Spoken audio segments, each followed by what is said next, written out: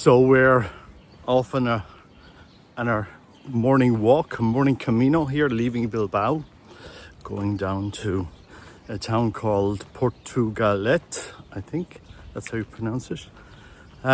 Yesterday we spent a day in Bilbao and we went to the Guggenheim, which is a very interesting museum. I must say it was a beautiful experience. And there was one piece of art that I found interesting.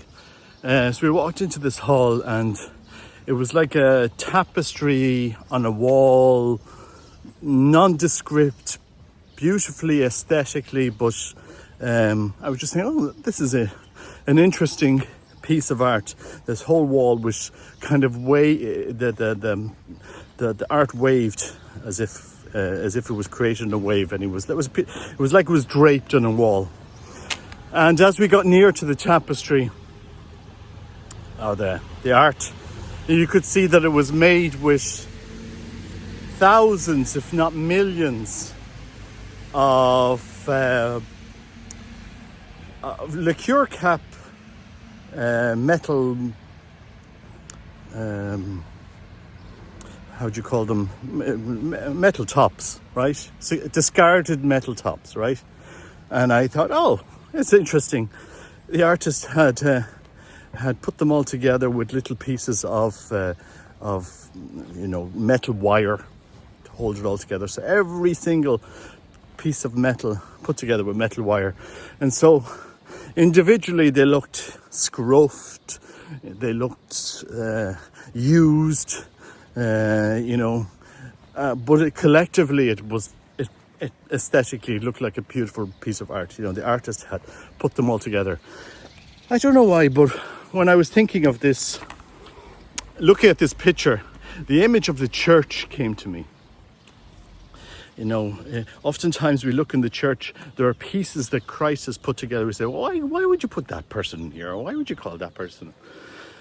A bit like the time of when Christ called his disciples. He called Matthew, who was sitting at a desk collecting taxes. And people ridiculed Christ for calling Matthew. You called a tax collector? Do you not know who tax collectors are? And that's who Christ wanted. And this is how Christ, the divine artist, that's what Christ is, a divine artist. Christ, the divine artist, weaving together his art, his church, called who he wanted to be part of the church. And what is the picture that we're supposed to see of the church? I'm just coming here. What is the message? What would be the artist's message if you were to look at the church in that way? You would see the greatest work of love that the divine artist could ever create it. It would instill in you that yearning to know the artist. Oh, this work of art is so great, it's so amazing. Oftentimes, you look at the church and you say, oh God, this one has failed and that one has done this and there's this scandal, there's that scandal and everything like that. If you don't go through the desert, beyond all of that, you will never meet the artist who sits beyond waiting for us.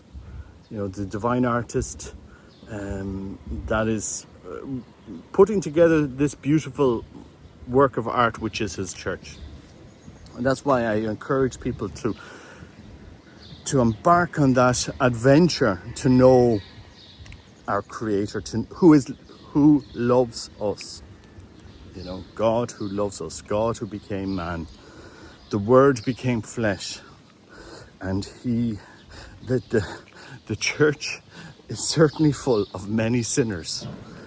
I can tell you, if you want to find the perfect group in this world to worship with, please let me know if you find them, because the more you get older, the more you see human frailty. But the more you get older is the more you see God's grace. You see God actually working behind the scenes with his divine metal coil, knitting us all together. It is really, that is the true miracle of the Eucharist over 2,000 years, that God keeps us bound in one body, those of us who believe in him. We have to be that icon of God's love in this world as best we can. Otherwise, who is going to believe in us? So, a lot of people, I just see sometimes bloggers, they start blogging and they start talking about the faith, and after a while they just can't realize how the church could be the way it is, and then they go off and they become Orthodox, or they go off and become, I don't know, some of them Protestants. Some people stop being Catholic. You have to go through the desert, because the key to the Catholic faith is union with God. And union with God means a separation from what God doesn't want us to bow down to. Our little idols that we've created in our life, the things that we occupy our mind. And God says, leave them aside. Stand up from your table of coins. Leave them aside and come follow me. And that's what Matthew did. In the poem of the Man God by Maria Valtorta, you can read it as I read it, to be of supernatural origin. But the church has said it's a literary work of Maria Valtorta. That's what the official position of the Catholic Church is, that Maria Valtorta has written a literary work. But even in the literary work of Maria Valtorta, if you were to read it in that sphere, what she speaks about the call of St. Matthew, the tax collector, is pretty incredible, because he wants to follow Christ, but he doesn't feel worthy to follow Christ. And Christ comes up to him, follow me. And Christ gets criticized for calling people that are not perfect. How is it that the Messiah is going to come and have followers that are dissolute people, dissolute women, and tax collectors and prostitutes? He eats with them, and because he picks up the discarded caps and he knits them together in his new work of art, which is the church. And it demands faith to understand what Christ is trying to do. And you will never know all his reasonings. You will never know what God is trying to do. That's why it demands that we follow him with faith, because he won't always explain why he's doing things. But he will say to you, follow him.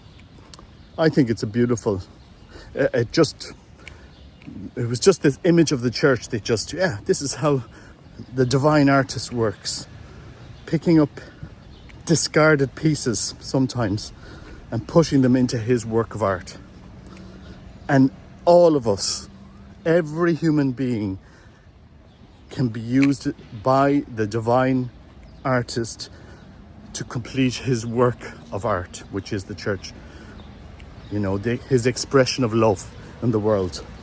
That is what the church is. That is what the great tradition is, guys. The great tradition is to become other Christs. If you lose sight of that, you have no idea what the Catholic faith is.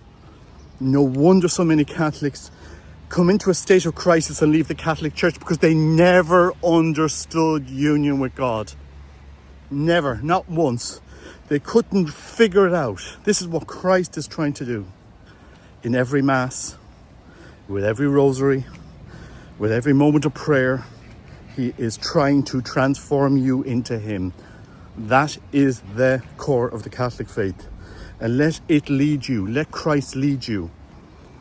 We are called to be his disciples. You do not need to like and subscribe to me, Robert Nugent. Like and subscribe to our Lord.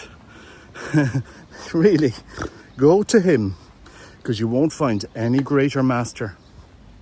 And read the works of Maria Valtorta. I'm looking forward to they invited me to give a talk in Italy, and I generally don't give talks, but I'm going to Italy in October. I'm looking forward to that. There's the Guggenheim here behind me. There it is. I'm sure somebody will invent some conspiracy why you shouldn't visit it, but it was fine. I enjoyed it.